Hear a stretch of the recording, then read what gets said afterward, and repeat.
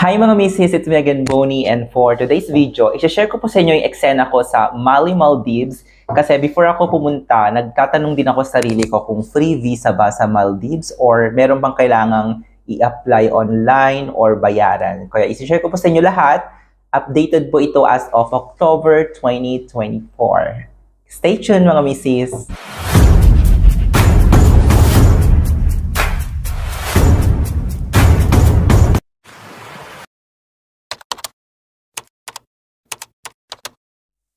So, ayan na nga mga misis. So, before ako pumunta ng Maldives, meron akong friend from Canada sa Instagram. Pumunta siya ng Maldives earlier this year and tinanong ko siya, free visa ba tayo doon? Sabi niya, yes. Pero galing siya sa Canada and nag-research din ako about it. Kasi before, parang may babayaran ka. That was a long time ago. Pero ngayon mga misis, totally visa-free po tayo or visa on arrival. Kapag sinabing visa on arrival, akala ko before, meron kang babayaran. So parang arrival siya, tapos babayaran mo yung visa, kaya magkakaroon ka ng visa on arrival. Pero lahat pala, hindi naman lahat pala ng cases is kailangan mo ibabayaran ka. So ayun, nung pagdating ko ng Velana International Airport, before ako pumunta ng Maldives, meron ka munang sa sign-upan, traveler declaration, parang sa atin lang sa Pinas. And nag-email naman yung airline ko kasi alam niyang pupunta ako ng Maldives. So mag-send sila ng link, then i-sign up mo lang yun. Mabilis lang siya. I-share ko yung link sa baba or sa description. And after nung in-screenshot ko yon, tapos nung nasa immigration na ako ng Maldives, tinanong lang yung accommodation ko and ilang days ako. Tapos pinakita ko yung accommodation, dapat accredited siya. And then, ayun, tinatakan na agad, 30 days. Wala akong binayaran, ganun lang kabilis. Tapos, tatak agad. Nakapasok na ako ng Mali, Maldives nang walang kahirapan. Hindi siya pahirapan pumasok sa Maldives. Also, ang Maldives is Muslim country or Islamic country. So, kinakabahan din ako kasi trans tayo and illegal ang homosexuality sa Maldives, di ba? So, nagsuot ako ng t-shirt and hindi siya pa girl yung pumasok ako ng Maldives para namang i-respect ko yung country nila. Pero, parang hindi naman problema sa kanila. And nakapasok ako ng walang kahirap-hirap, walang question-question kasi yung passport natin is male. So, yes, napaka-welcoming ng mga local, mga Maldivian, sa mga LGBTQ+, so napaka-safe mag-travel as a trans or member ng LGBTQ sa Maldives. Also, ang dami kong natutunan dito kasi pag sinabi mong Maldives, mahal, right? Kasi yun yung mindset natin. Pag Maldives, mahal, hindi ko afford. Pero pwede pala siyang i-budget travel. Ito lang naman kung gusto nyo makatipid. So, nag-book ako ng flight from Manila to Kuala Lumpur. Seat-sale yun. One something lang yung nakuha ko siya. Tapos, from Kuala Lumpur to Mali, Maldives, parang seat-sale din yun kasi 2,000 plus lang.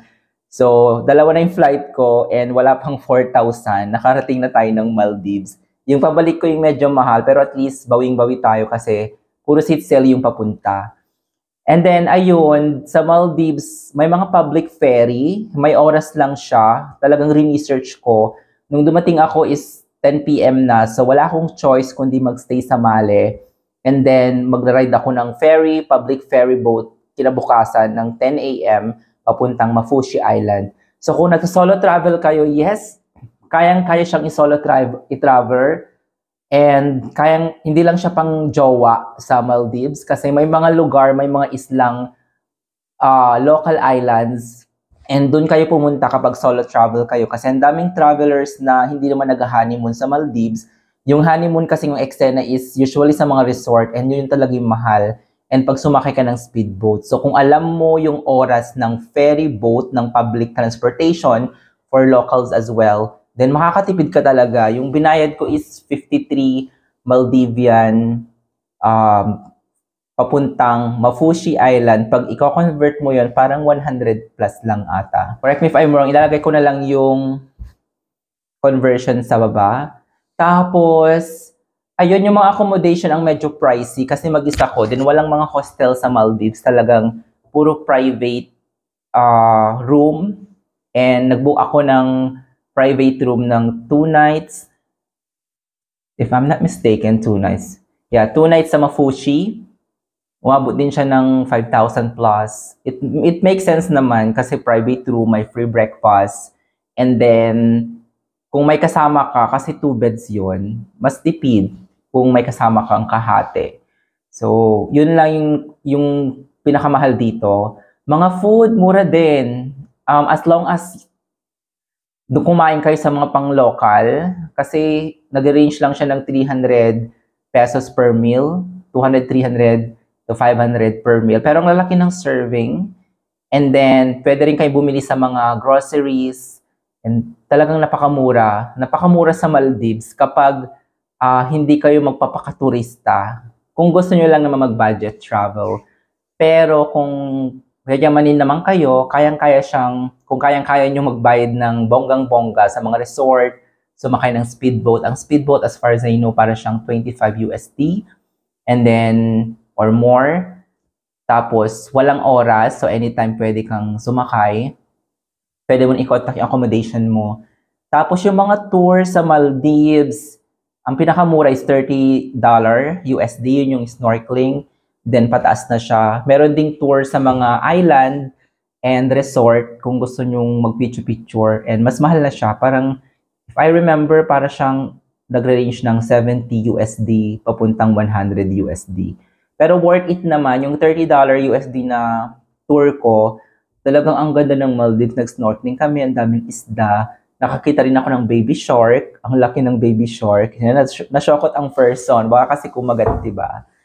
So, ayun. Also, may mga specific na beach lang na pwede kang mag-swimsuit. So, mostly, no bikini beach na siya. And then, dun lang tayo sa beach kung saan pwede tayong maghubadera. Talagang irespeto rin natin yung culture nila. Ang ababait na mga lokal, in fairness. Kapag nawawala ka, talagang ituturo nila yung kung saan yung daan. And napakalit din lang naman ng isla actually. So, yung Mafushi, kaya mo siyang ikutin ng half day. Ang liit lang, parang wala pang half day, may ikot mo na siya. Ang Mali Maldives, mas maliit pa siya sa Boracay Island. So, nilalakad-lakad ko lang siya. Pag mag-taxi ka naman within Mali, 30 Maldivian lang yung amount. Iisa yung price, fixed na. Tapos, pwede mo siyang lakarin. And from airport to Mali, Maldives, magkahiwalay kasi yon. Mura din, 15 Maldivian rupias lang siya. So, wala pang kanyon. Mura lang yun. Hindi ko kasi ma-convert agad-agad. Tapos, ayun, pwede pala siyang i-solo travel and pwede siyang i-budget traveler. Parang mas mahal pa nga si Taiwan based lang sa mga gastos na nagastos ko. And na-enjoy ko siya. Sana in-extend ko pa yung stay ko sa Maldives. And siguro babalik ako with my friends na next time. Marami pang mga local islands na hindi ko pinuntahan. Nag-focus lang talaga ako sa Mafushi Island kasi nag-birthday celebration ako doon. Or sinelebrate ko yung birthday ko doon. Tapos, meron din palang floating bar kasi bawal ang alak sa Maldives kasi nga Muslim sila. So, yung floating bar is hiwalay siya sa island technically. And yung boat na maliit na papunta sa floating bar, free na yon, kasama na siya free na siya. Tapos, mura lang din naman yung mga alak. Naka-price na ng USD, parang 7 USD, $9 USD. So, mura lang yung mga beer. Doon kayo mag-party-party kasi nasa boat siya. Hiwalay na siya sa island, nasa local island. So, technically, legal na siya kasi nasa dagat doon. Tapos, natutunan ko din sa Maldives, bawal ang aso. So, prohibited siya. Hindi ko alam kung bakit. So, yun lang mga misis. Gusto ko lang i-share yung experiences ko sa Maldives kasi first time ko doon and number 19 country ko siya.